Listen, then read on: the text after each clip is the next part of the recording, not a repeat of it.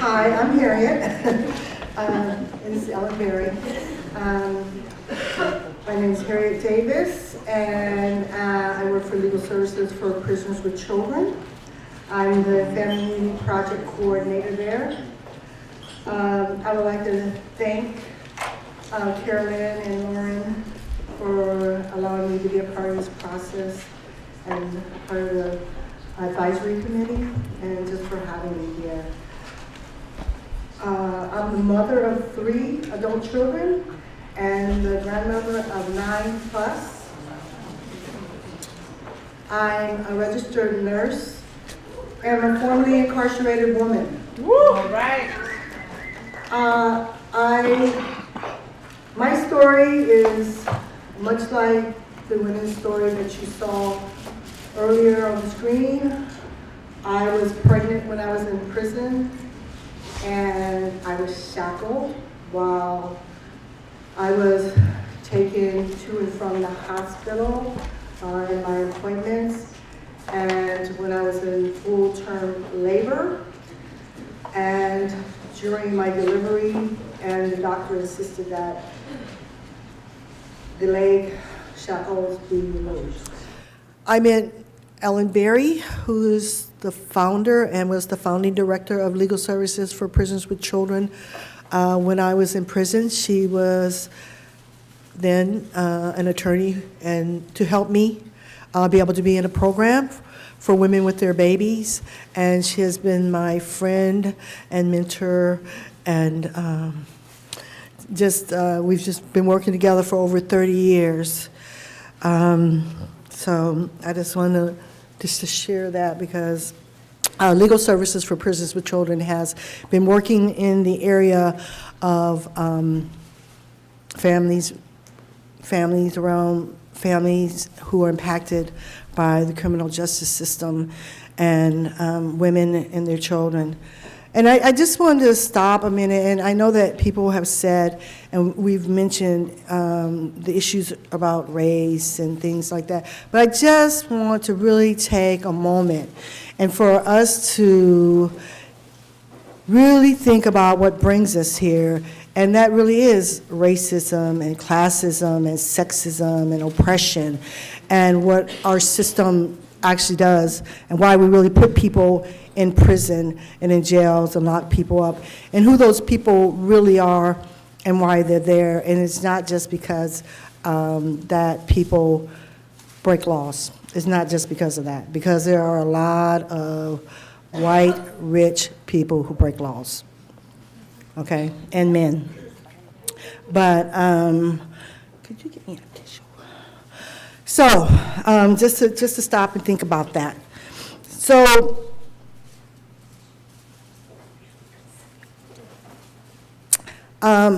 when I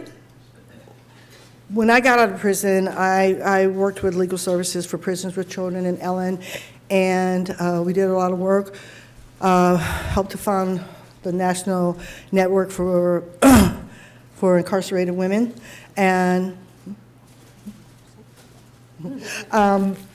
did work, a lot of work around trying to make conditions different and better for women in prison and family members.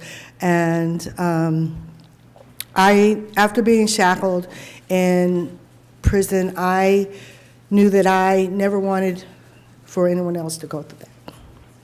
It's so connected to the degradation, and almost felt like slavery, and that no woman and no pregnant person should ever have to go through that.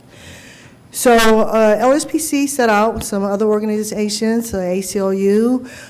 Karen Shane, who is here, was instrumental, and also Alicia Waters, in helping to get a law passed.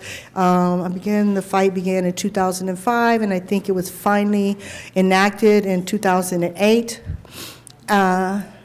And to stop the shackling of pregnant people in the state of California.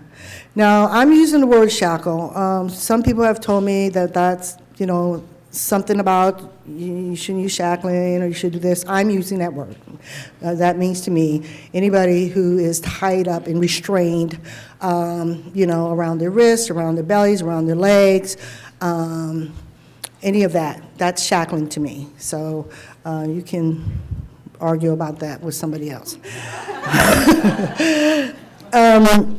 So a law was passed, and in 2012, the law was amended, and LSPC, Legal Services for Prisoners with Children, gave the survey to find out if the county jails in the state of California were following the law, and they weren't. And that in 2014, we came out with No More Shackles to tell about our findings. And basically, we found out that more than half of them were still shackling women or people that were pregnant in prisons and jails. So we informed them of our results and asked them to change their policies, and some of them said they were and some of them did not. We went back, and in 2017, this year, we did another assessment of the county jails to find out what was going on, and found out that they still were not changing their policies. They were still shackling pregnant women. But the thing that did change during this process was that when we did inform many of the county jails which part of the law, which is California Penal Code 3704, what they were doing wrong, quite a few of them changed their policies to conform. And so I have handed you the report, and we're glad to say that 48 counties out of 58 counties that incarcerate pregnant people are now in compliance with the law. And yeah, it's big, it's huge. And so that also means that if they're in compliance, one of the parts of the law is to inform women to make sure that they know about their rights. And we work with a lot of other organizations that are doing this work, and we have not heard about a lot of women getting shackled during labor anymore or during the process of being pregnant. They are still allowed to shackle people around the wrist, and we're working on that. So there's some best policies and practices in there. So one of the things that I want to do, and that is a part of what LSPC wants to do, is to end shackling, period. No one should be pregnant and shackled, period. And so what we set out to do a couple months ago in October was to bring together mainly formerly incarcerated women that had helped to enact laws around the country to stop the shackling of pregnant women. And we called it what did we call it? The pregnancy convening, the national, I'm sorry, it's a national pregnancy convening to end shackling. And we brought women from like 7 states, and there were like 18, and mostly formerly incarcerated, and our allies who had worked on the laws and passed these laws in different states. And we brought women who wanted to, formerly incarcerated women that want to enact these laws. So we brought them there to train them and to help to facilitate to ending the practice of shackling of pregnant women in every state in the United States, and that is our goal. So the process of that is, one, to begin to train people, like how do you start the process of ending this in your state? How can you do this? So we had 3 days of training to help facilitate this process, and the women, there were other women that were there that are here, and I'd like to recognize them, and that would be Ellen Berry, that would be Amika, Kinsey, Mayoshi, and Pamela. Did I miss anybody? all formerly incarcerated women that were there that helped to facilitate this process. So we believe that the people that are most impacted should be there as the experts in helping to make this change. And all of us have either been in prison, or mothers, or were pregnant while we were in prison. Excuse me.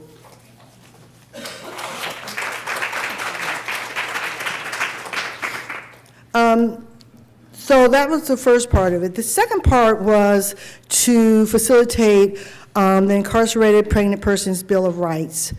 So we had 17 women there. I think out of 17, 14 or 15 of us, 14 were formerly incarcerated. And what we came up with was a working process. We're going to hand this out, and it's a draft. And it's what we came up with, what we believe, and this is not like the first thing where I think you'll find that there are different, all over the place. A lot of people have put out what are some of the best practices for people in prison, out on the, in the foyer. I put out some information for Incarcerated Parents Bill of Rights. We have Pregnant Women's Bill of Rights, but we don't have Incarcerated Pregnant People's Bill of Rights. What are pregnant people's rights? What should they be when they're in prison? They should have the same rights as anyone else that's pregnant. That's what we believe, and so we put this together, and if you can see at the top, it's in draft form, and this is what the information that came out of the convening. So I wanted to bring that here to, along with the survey that Carolyn has done to start the facilitation of talking about and moving forward to make this work happen. And it starts here today. And I want to thank you for having me. Look it over, you give comments. I went on a vacation last week. I did not put any of my cards back in my purse, but if you'd like to talk to me, the information is on the back of the booklet, and or you can come up and talk to me about it. And Ellen's going to talk a little bit. Does everybody have one? Yeah, okay, I gave them all out. I'm not going to have a lot more to say after that great presentation, and it is very exciting, we feel, that this campaign is starting to pick up energy and momentum, but I want to start by really acknowledging the many, many women and allies over the last 4 or 5 decades who have really, challenged this horrendous and inhumane policy in local areas, in states, and wherever they can. So, whenever you're talking about building a campaign, you're creating that on the shoulders of many women who've come before, both inside of prisons and outside. As Harriette said, we really believe that the shackling of pregnant women is the clearest manifestation of the way that this prison system echoes and replicates slavery. And there are many, many issues that all of us are working on, but if we can unify to bar this one inhumane practice in the next decade, I think it's doable. I think it's possible. The convening in Indio was really remarkable and really brought a lot of energy to this issue. And our hope is to take the energies of women who've organized successful campaigns in states. We included women from New York, from Massachusetts, from California and Illinois, and to pair those advocates with women from states, Georgia, Tennessee, Oklahoma, hopefully Virginia, who want to end shackling in their states with the ultimate goal of ending shackling in this country. And one thing that we did want to mention is that we're including not only adult people, adult women, but young women as well. It's very, very important that we are focusing on bringing young women into that process. And the women from the Young Women's Freedom Center, including Amaka and Julio, are very involved in that. Also, we see this as an issue for women in detention, and that's kind of a somewhat new area. So, you know, you all are part of this process. I myself, I am not formally incarcerated. I'm an ally, and I'm an active family member. We need all of your help. And so as we move forward, we'll be putting out word on the campaign, and we urge and encourage you to be in touch with us with the information that you have. You know, this is a long battle. This is a marathon, not a sprint, as they say. And we do believe that we can end shackling in this country. We have the support of the United Nations. We have the support of American College of American... yeah, they've changed their name recently. So ACOG, we have the support of Amnesty International and Human Rights Watch and many other organizations throughout the world.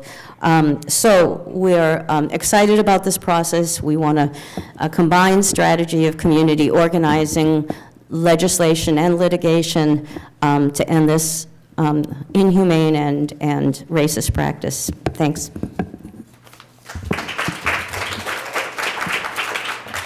So I just want to make sure that there are two things. One, that we're putting together a packet that can be used statewide for people who want to stop the process of shackling in their state. There is also a national move on the federal agencies. So there are people that are doing that work, and right now, Cory Booker, he's heading that up and working with the National Council for Formerly Incarcerated Women and Girls, which I am a part of, and Ella is, and I think the other women that I mentioned, formerly incarcerated women here. And so we're putting together a resource list that we would like to use for when people want to do this legislation, they want to pass these laws, that they can reach out to other people that have already done that. If there is anyone in here that is interested in being a part of that resource, and it would be something like your name would be on a list, and when we send out the packet, it would be on there, and someone could reach out to you. If you have the time and the energy, then you could assist them in a way that they might need someone to talk to get some specific information. And sometimes there's just little bits and pieces you can't put it in paper how to do everything, and you just need someone to kind of to help you along. So if you're interested, or you have that kind of knowledge, or you know somebody, you want to refer them, you think, oh, this person would be a good person, then get in touch with me and let me know, and then we'll take from there. So thank you very much.